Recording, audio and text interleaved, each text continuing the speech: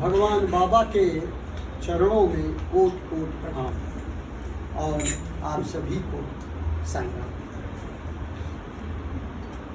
जग चेतन जग जीव जत सकल राममय जान, बंदऊ सबके पद कमल सदा जोर चुप पान।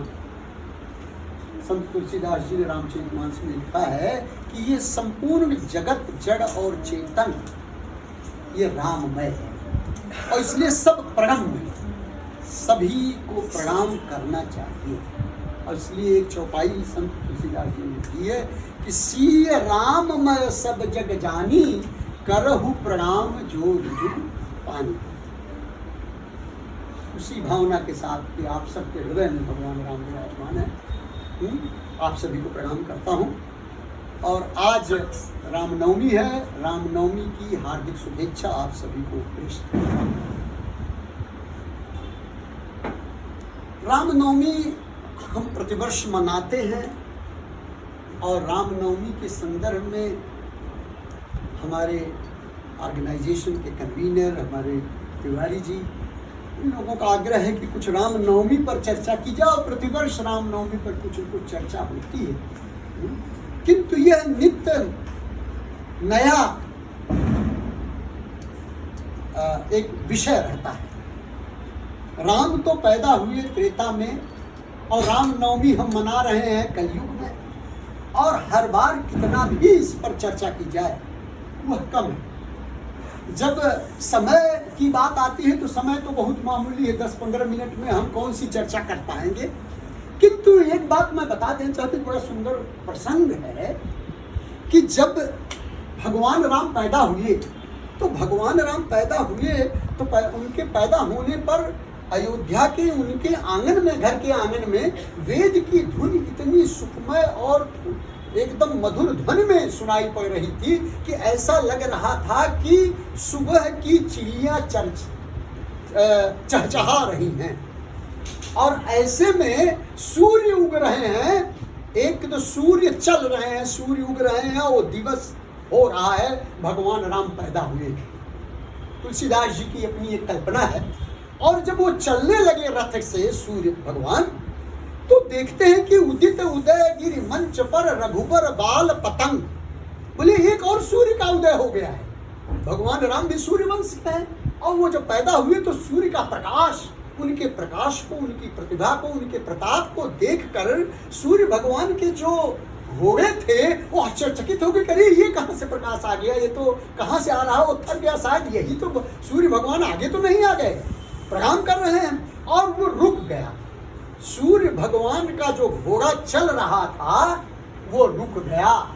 और रुक गया तो क्या हो गया, रामनवमी जिस दिन थी, जिस दिन राम पैदा हुए, तो संत तुलसीदास जी लिखते हैं कि मास दिवस कर दिवस भर मरम न को ऊंचान। एक महीने तक वो दिन ही वही सवेरा ही था, चहचहाट हो रही थी, कोई मर्म जान ही नहीं पाया कि ये क्या हो रहा है। रथ समेत रवि था क्यों, निशा हो के ही भांत। निशा रात हो ही नहीं रही है, एक महीने तक चलता रहा, मानो समय रुक गया। सूर्य भगवान उनको देखने के लिए रुक गए, रथ रुक गया। ऐसा रामनवमी का महत्व है, जहां समय के चलने वाला जो घोड़ा है, जो हमारे समय को दिन प्रतिदिन आगे बढ़ाता है, जब वह रुक जाता है तो रामनवमी के महत्व को बताने के लिए कहाँ समय की गरिमा को छोड़ा जा सकता है। लेकिन फिर भी मैं कुछ संदर्भों के मानस से रामचरितमानस और रामायण और स्वामी के कुछ संदेशों के माध्यम से मैं आपको बताऊंगा।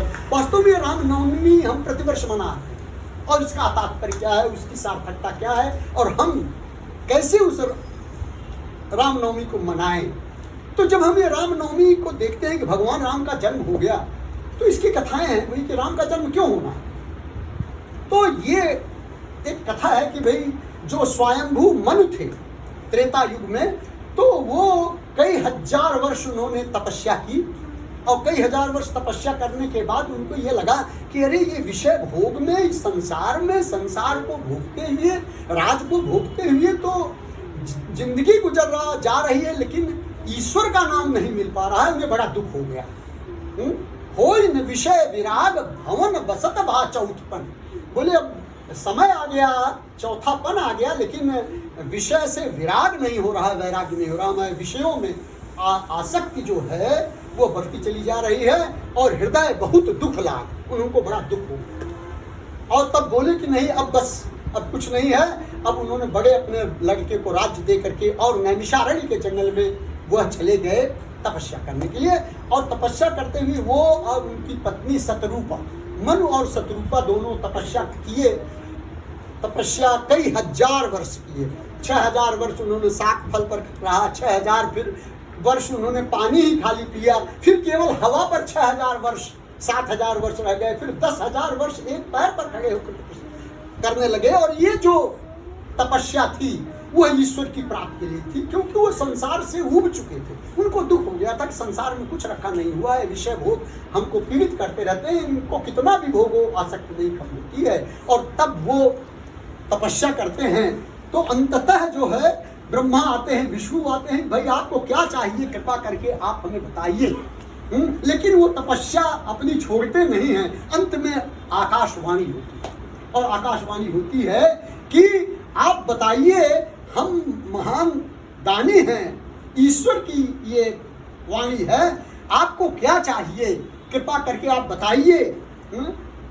तो मनु जो है वो हाथ जोड़ करके उनसे कहते हैं कि यदि आप हमारे ऊपर कृपा करते हैं तो आप ये देखिए कि जो शंकर भगवान के मन में जो स्वरूप बसता है, कागभुसुंडी ने जिन स्वरूप का वर्णन किया है, उन्होंने राम के स्वरूप को जो हमारे वेदों में पुराणों में कहा गया है, उस स्वरूप को आप हमें उस दिखाइए, उसका दर्शन कराइए। वो राम के स्वरूप का दर्शन करना चाहते हैं और राम के स्वरूप का वो दर्शन करते हैं तो राम प्रकट हो जाते हैं, वही भगवान प्रकट हो जाते हैं राम के रूप में। और प्रकट होने के बाद उनके साथ सीता भी प्रकट होती है, उनका दर्शन करते हैं। और दर्शन करने के बाद फिर भगवान राम जो है उनसे पूछते हैं कि भाई और मानिए क्या आपको चाहिए। तो बोलिए कि भाई अभी क्या चाहूँ, अभी दर्शन तो हो गया, इससे बड़ा और कुछ हो नहीं सकता है। तो एक बात वो कहते हैं कि भाई मैं एक चीज मांगना चाहता हूँ। और बोलते क्या? बोले कि मैं आपसे एक वरदान यह मानना चाहता हूं कि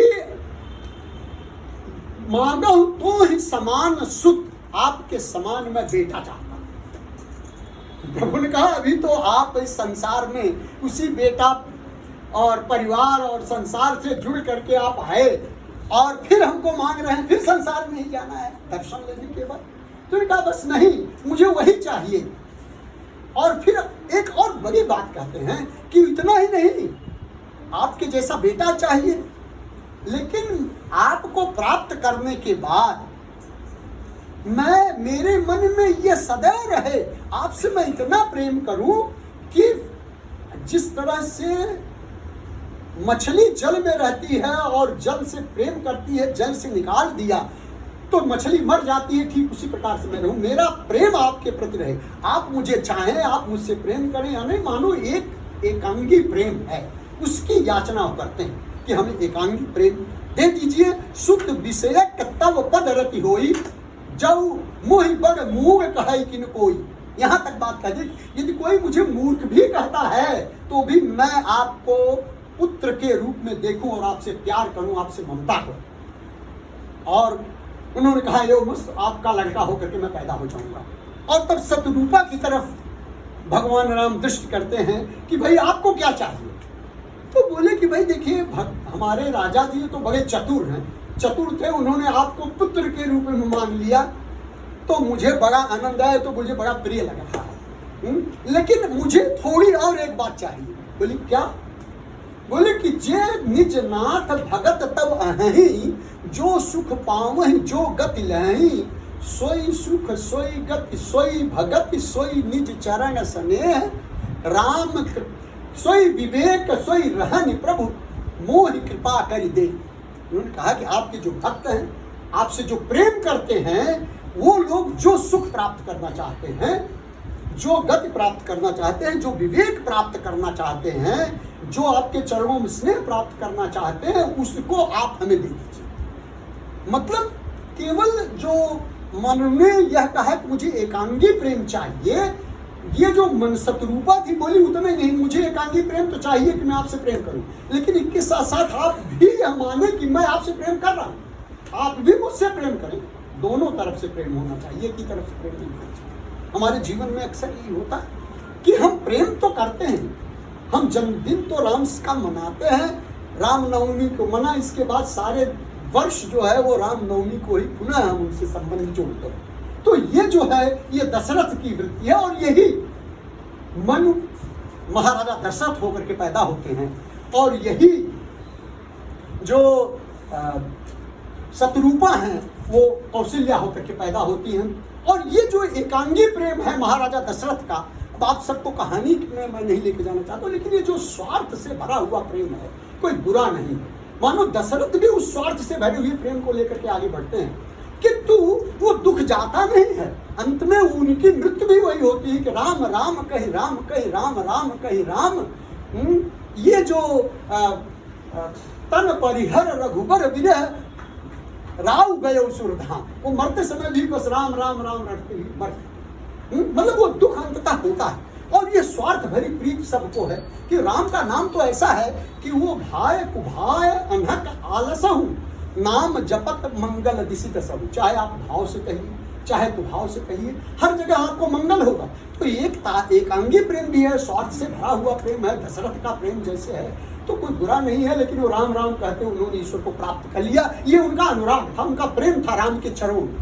लेकिन भाकुभाय जो यहाँ दशरथ थे वहां दशमुख भी था, वह भी ईश्वर को प्रेम ही कर रहा था, केवल उसका प्रेम एकांगी था, स्वार्थ से भरा हुआ दुश्मनी का प्रेम था। और इसलिए वो मरते मरते वो भी राम कह दिया। जब दशरथ ने कहा राम राम कहि राम कहि राम राम कहि राम, तन परिहर रघुबर विरह राव गए सुरधाम, तो रावण के बारे में संत तुलसीदास जी लिखते हैं कि मरत कीन अतिरव भारी, कहाँ राम रन है तो उपचारी। जब तक वह जिंदा रहा राम को राम बोला नहीं, बोला तपस्वी, राजा, बच्चे, यही सब कुछ कहता रहा, लेकिन कभी उन्होंने राम नहीं कहा। लेकिन जब मरने लगा तो मरते ही कीन अतिरव भारी, बहुत बड़ी गर्जना किया और बोला कहाँ राम रन है तो उपचारी, राम कहाँ है, मैं उनको अभी मारता हूँ। मरते मरते राम का आ जाता है नाम, और उस नाम के द्वारा उसका कल्याण हो जाता है। मानो ये भी स्थिति है, तो स्थिति ये स्वार्थ की है। तो ऐसे ऐसे लोग भी हैं जो कि एकांगी प्रेम करके चले जाते हैं। तो प्रश्न यह उठता है कि फिर दोनों तरफ से प्रेम का महत्व क्या है? ईश्वर क्या चाहता है? ईश्वर तो चाहता है कि वह भी अपने भक्तों को प्रेम करे, भक्त तो उससे प्रेम करते हैं, लेकिन भक्त जो प्रेम करते हैं वो कुछ स्वार्थवश प्रेम करते हैं, भक्तों का स्वार्थ है। इसलिए जब भगवान राम सबरी से मिलते हैं, सबरी के जूठे बेर खाते हैं, तो सबरी बोलती कि मैं तो आपसे नाता जोड़ने लायक भी नहीं हूं, क्योंकि अधम ते अधम अधम यति नारी, तिनमें मैं मतिमंद आधारी। मैं तो मतिमंद हूं, मेरा तो कोई अस्तित्व ही नहीं, मैं आपसे किस माने में नाता जोड़ूं? क्योंकि नाता व्यक्ति उन्हीं लोगों से जोड़ता है जिनके पास 10 चीजें होती हैं। क्या है? जाति, पाति, कुल, धर्म, बड़ाई, धन, बल, परिजन, गुण, चतुराई। ये 4 चीजों से व्यक्ति जो है नाता जोड़, 10 चीजों से व्यक्ति किसी से संबंध जोड़ता है। हमारी आपकी चीज है कि हम जब किसी से संबंध बनाएंगे तो क्या चीजेंगे? जात, पहली चीज कि हमारे जात क्या है कि नहीं, हम उससे संबंध बनाए या नहीं।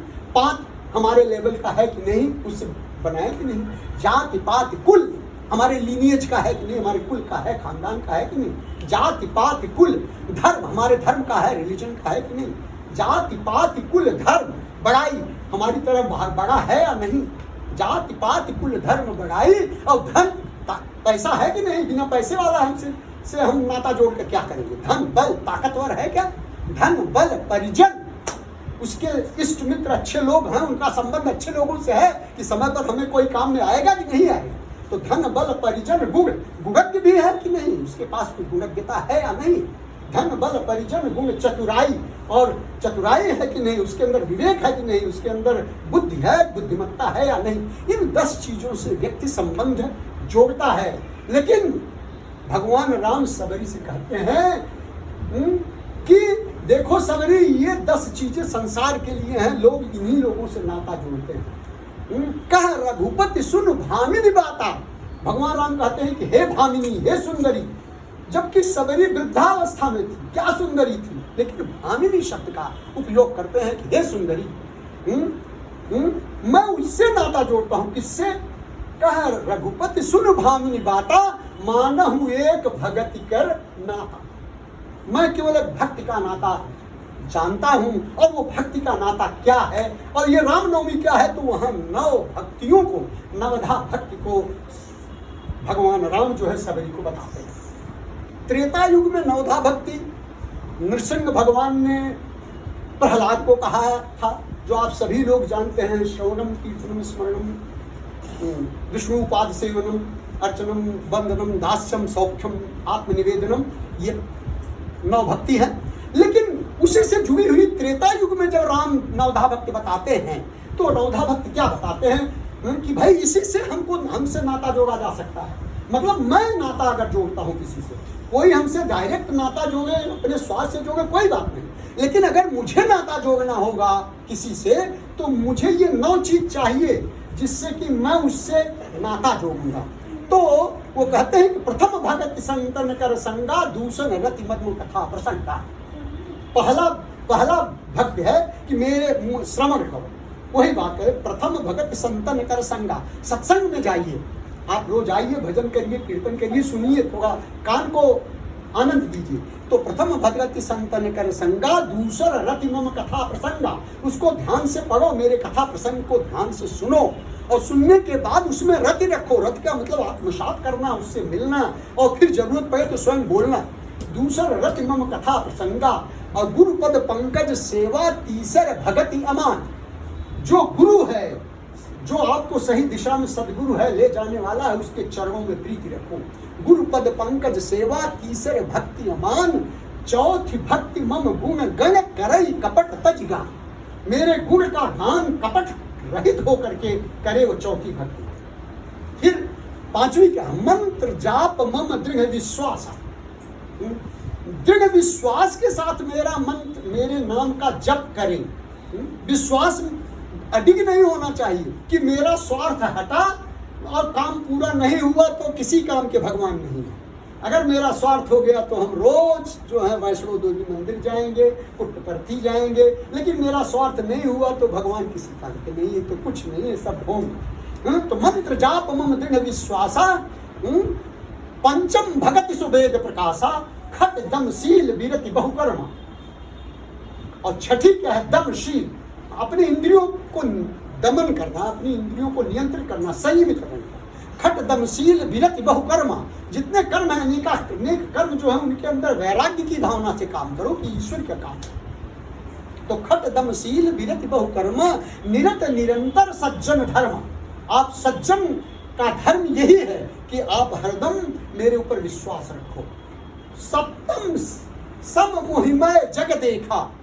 और 7वीं भक्ति क्या है कि संपूर्ण शिष्ट को मुझे ही रूप में देखो, मेरे ही रूप में देखो। सप्तम सम मोहिमय जग देखा, मेरे समान ही संपूर्ण जगत को देखो।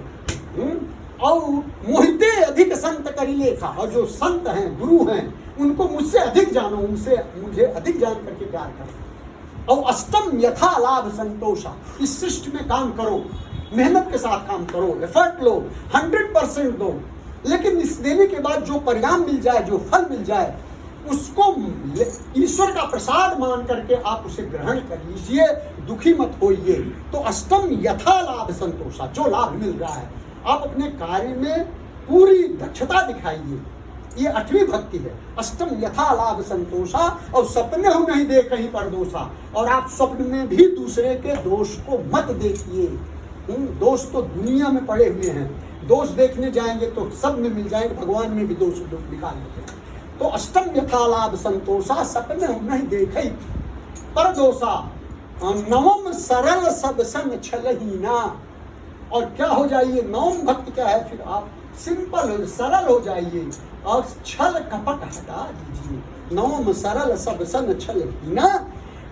और मन में किसी प्रकार का कोई न हर्ष हो, न शोक हो, और न किसी प्रकार की दीनता हो, यह लेकर के अपने जीवन को आगे बढ़ाइए। ये नवम भक्ति सब सन नवम सरल सब सन छल हीना। और मन विवेक नहीं हर्ष न दीना, हर्ष और दीनता कुछ नहीं होनी चाहिए। नवधा भक्ति का उपयोग त्रेता युग में राम ने बताया है। मानो ये नवधा भक्ति आ गई है, ये त्रेता युग की नवधा भक्ति है, और जिसके माध्यम से ईश्वर जो है, भगवान राम ने कह दिया कि मैं उससे नाता जोड़ लूंगा जिसमें ये है। और वही बात कहते हैं कि नौ एक जिनके होई, नारी पुरुष सचराचर कोई, सो अतिशय प्रिय भामिनी मोरे, और सकल प्रकार भगत दृढ़ तोरे। राम कह देते हैं सबरी से कि तुम्हारे अंदर तो सारी भक्तियां हैं, सब नवधा भक्तियां हैं, लेकिन इसमें से एक भी किसी के अंदर होती है तो मुझसे नाता जोड़ लेता।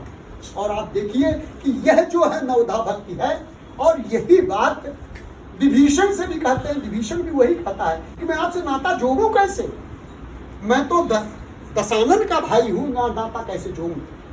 तो भगवान राम ने उनसे भी यही कहा कि भाई देखो, आप नाता जोड़ते हैं, अपनी ममता से जोड़ते हो, तो उस ममता को मेरे से जोड़ लो, मेरे पैरों में बांध दो।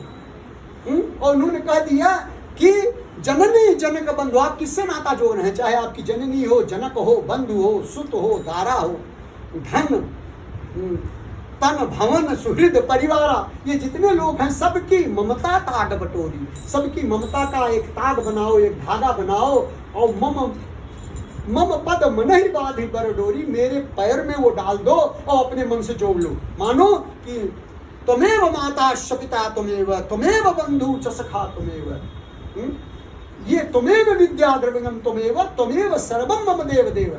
अभी आपसे पूछे आपके माता पिता कौन है, तो हमारे ये माता है। त्वमेव माता का अभी आप शब्द समझे, वो संस्कृत जो है त्वमेव, ये मतलब क्या, ही। आप क्या बोलेंगे, हाँ भाई आपके माता पिता कौन है, तो आप अपने माता पिता के, अरे भगवान, आप बोले तुम्हारे माता, बोले हाँ वो भी हैं, तो वो भी नहीं, वही है, बाकी सब जो है वो भी। तो त्वमेव माता च पिता त्वमेव, वही है, तुम ही मेरे माता पिता। माता रामो मत पिता रामचंद्र है, स्वामी रामो मत सखा रामचंद्र है, सर्वस्व में रामचंद्रो दयालु, नान्यम जाने नैव जाने न जाने, मैं किसी अन्य को नहीं जानता हूँ, यह भक्ति है। इस तरह से भक्ति करना है। और ये विभीषण को भगवान राम बोलते हैं कि इस तरह से आप हमारे साथ, हमारे पास आ गए हो तो मैं तुमसे नाता जोड़ता हूँ। नाता जोड़ने के बाद विभीषण से कह दिया कि आपको चाहिए नहीं चाहिए वो मैं नहीं जानता हूँ। अस कही राम तिलक तही सारा, बोले कि लंकेश अब तुम लंका के राजा हो। रावण वहां था, लेकिन इसके पहले ही विभीषण को राम ने तिलक दे दिया, रावण को लंका का राजा बना दिया। ये जो है जब नाता जुड़ता है तो भगवान राम यही करते हैं कि कह देते हैं कि यद्यपि आपको किसी चीज की इच्छा नहीं है, लेकिन मम दर्शन अमोघ जगमाही, ईश्वर का दर्शन जो है वो अमोघ है, वो कभी चूकता नहीं है, उससे आपको प्राप्त होगा। ये सिर्फ ईश्वर नाता जोड़ते हैं, और यह है त्रेता युग का नाता जोड़ना, ईश्वर नाता जोड़ते हैं। और आज कलयुग में भगवान बाबा स्वामी हमारे साथ है। और स्वामी नाता कैसे जोड़ते हैं, हम तो सभी जाते हैं, हम भी स्वार्थवशी जाते हैं कोटवर्ती, हर चीज अपने कार्यों को लेकर के, चिट्ठियां बराबर लिख करके एनवलप देते हैं, स्वामी देते हैं। क्यों, क्या है, एकांगी ही प्रेम तो है मेरा। लेकिन ईश्वर ने बता दिया है कि भाई देखो, तुम लोग सब नाता स्वार्थ से जोड़ रहे हो, कोई बुरा नहीं, सबका हम भला कल्याण करने वाले हैं, लेकिन मैं किससे नाता जोड़ूंगा वो आप समझ लीजिए। और इसलिए 9 चीजें भगवान ने भी दी है। क्या है, 9 कोड ऑफ कंडक्ट। आप लोगों ने देखा है, सुना 9 कोड ऑफ कंडक्ट। अभी हम आप सब लोगों से पूछे तो शायद सब लोगों को याद भी नहीं होगा कि 9 कोड ऑफ कंडक्ट क्या है, कहाँ है। आप स्ट्रेन करने लग जाएंगे कि वास्तव में क्या है, और जिससे ईश्वर, जिससे स्वामी हमसे नाता जोड़ेंगे। हम तो स्वामी से नाता जोड़ना चाह रहे हैं, लेकिन क्या स्वामी मुझसे नाता जोड़ेंगे? और जब तक स्वामी का नाता नहीं जुटता है तब तक ये परिपूर्णता हो नहीं पाती। वो एकांगी प्रेम है। उस एकांगी प्रेम को जब तक हम नहीं खत्म करके और संपूर्ण रूप से प्रेम और नाते का आदान प्रदान होगा, तब तक राम नवमी मनाना कोई उचित नहीं है। नवमी क्या है, 9 चीज यही है तो 9 कोड ऑफ कंडक्ट क्या है? पहली चीज कि हम व्यक्तिगत रूप से प्रार्थना करें, मेडिटेशन करें, उनका ध्यान करें, ईश्वर को धन्यवाद दें। पहला कोड ऑफ कंडक्ट व्यक्तिगत मेरी साधना हो। और दूसरी साधना फिर क्या है? दूसरी साधना कि ये जो प्रेयर हम करें, हम कम से कम हफ्ते में एक बार फैमिली के साथ भी करें, फैमिली को भी इसमें इन्वॉल्व करें, अपने परिवार के साथ भी हम प्रार्थना करें, हम उनका अनुकंपा, उनका अनुग्रह लें, उनको धन्यवाद दें और उनसे आशीर्वाद प्राप्त करें। और फिर तीसरा क्या है? तीसरा ये है कि हम कम्युनिटी में भी जाएं। ये तो परिवार हो गया, फिर संपूर्ण विश्व में कम्युनिटी में भी हम भजन करें, प्रार्थना करें, लोगों को जोड़ें। सब ईश्वर है और वह उन लोगों से जोड़ें। और तब ये तीसरी चीज होती है, कम्युनिटी के अंदर जो भजन कीर्तन होता है, ये तीसरा कोड ऑफ कंडक्ट। फिर चौथा क्या है? चौथा क्या है कि हम लोग तो बस खाली भजन में आ जाते, स्टडी सर्कल में गिनने लगे तो 2-4 लोग ही रहते हैं। हम कि भाई अगर कोई बोल रहे हैं तो हमारे मन में वो बात नहीं कि क्या जान करके भी करेंगे क्या, लेकिन जानना आवश्यक है। जाने बिन न होई प्रतीति, बिन प्रतीति होई नहीं प्रीति, और प्रीति बिना नहीं भगत दृढ़ाई। जब तक हम जानते नहीं है तब तक जो है विश्वास नहीं होता। तर्क की कसौटी पर ही हर चीज कसते हैं, और अगर वो हमारी तर्क की कसौटी पर नहीं है तो भगत दृढ़ होगी नहीं तर्क के साथ। तो ये स्टडी सर्कल करना है हमको, स्टडी सर्कल में भी आना है, हमें हर प्रकार की स्टडीज में ध्यान लेना है। ये चौथा कोड ऑफ कंडक्ट है। और फिफ्थ क्या है? और फिर जब हम इस चीज को देखें तो there is a fifth thing which is service to man is service to God. Swami ने कह दिया कम्युनिटी सर्विस। आप जहाँ भी जाएं सर्विस करने के लिए, वो क्योंकि वो हमारे जीवन में जो संसार में जोड़ने वाली जो चीज है, जो हमें गिराने वाली चीज है, वो 2 ही चीज है, एक है अहंता और दूसरी है ममता। तो ये अहंता और ममता हमारे जीवन में तभी जाएगी जब हम संपूर्ण सृष्टि में, कम्युनिटी में सेवा करेंगे। सेवा के द्वारा हम अपनी अहंता और ममता को समाप्त करेंगे। तो सर्विस है, कम्युनिटी सर्विस करना है। और फिर अंत में क्या है? छठी चीज ये है कि हमको किसी के साथ जो भी बात करना है वो सॉफ्टली बात करना। अगर हमें कोई कड़क भी बात करना है तो प्यार से ही समझाएं, लेकिन ऐसा हो नहीं चाहिए। साधना का विषय जैसे जैसे एक के बाद दूसरा, तीसरा, चौथा, 5वां कंडक्ट हमारे जीवन में आता जाएगा, ये अपने आप उत्पन्न होगा। आसान नहीं, लेकिन यह एक चीज है, स्पीक सॉफ्टली टू अदर्स। और फिर क्या बोलते हैं? 7वां है कि never talk ill of others. आप किसी के गलती को, किसी के दोष के बारे में चर्चा ना करें। चर्चा करने के लिए दूसरी कोई बात रहने दो, किसी के दोषों की चर्चा मत करें। क्यों? जब आप दोषों की चर्चा करते हैं, उसके दोषों का चिंतन करते हैं, उस पर मनन करते हैं, वो ठीक बात नहीं। तो don't talk ill of others. और फिर अंत में क्या होता है कि आप फिर अपने इच्छाओं को नियंत्रित करें। और जब आप अपनी इच्छाओं को नियंत्रित कर देंगे तो अपने आप चीजें जो हैं, आप कंटेंटमेंट करेंगे, आपको संतोष प्राप्त होगा। अंततः वो नवम भक्ति मिल जाती है कि नवम सरल सब सन छलही, क्योंकि बिनु संतोष न काम न साही, और काम अछत सुख सपने हुनाई। हम जीवन में अगर प्रसन्नता प्राप्त करना चाहते हैं, सुख प्राप्त करना चाहते हैं, तो उसका एक ही है कि हमारे अंदर की कामनाएं कम हो। स्वामी कहते हैं ceiling on desires. Until and unless you have a ceiling on desires, you cannot have happiness. So ये नवधा भक्ति है, 9 कोड ऑफ कंडक्ट्स। आप ईश्वर से अगर नाता चाहते हैं कि वो आपसे जोड़े, तो 9 कोड ऑफ कंडक्ट को अपने जीवन में लाइए, और इसी के माध्यम से आप इस रामनवमी को यदि मना पाते हैं, तो आप इस नवधा भक्ति को प्राप्त करेंगे। इन्हीं शब्दों के साथ आप सभी को पुनः प्रणाम करता हूँ, और अपने ऑर्गेनाइजेशन को मैं धन्यवाद देता हूँ कि उन्होंने हमें समय दिया आप सबके सामने अपने कुछ वक्तव्य को, अपने विचारों को रखने के लिए, और आप सभी में वह ईश्वर पैदा हो जाए, उत्पन्न हो जाए, राम का जन्म हो जाए, आप अपने जीवन में ईश्वर से नाता जोड़ लें, नाता भी ईश्वर की तरफ से हो जाए। तो इन्हीं प्रार्थना के साथ मैं आप सभी को प्रणाम करता हूँ और अपनी वाणी को विराम देता हूँ।